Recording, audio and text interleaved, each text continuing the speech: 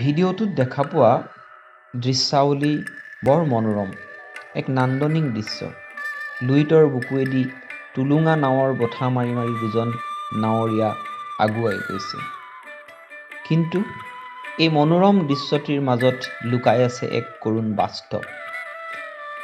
কিয়নো এই ভিডিঅ'টোত দেখা পোৱা নাৱৰীয়া দুজন কোনো সৰ্বসাধাৰণ নাৱৰীয়া নহয়, যি জীৱন জীৱিকাৰ বাবে লুইতৰ বুকুত নাও বাই আছে।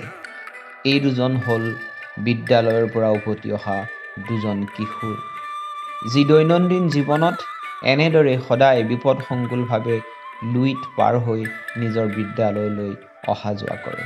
আমাৰ ৰাজ্যৰ এই উন্নতিৰ সময়তো এনে দৃশ্য নিশ্চয় আমাৰ বাবে সুখদায়ক নহয়।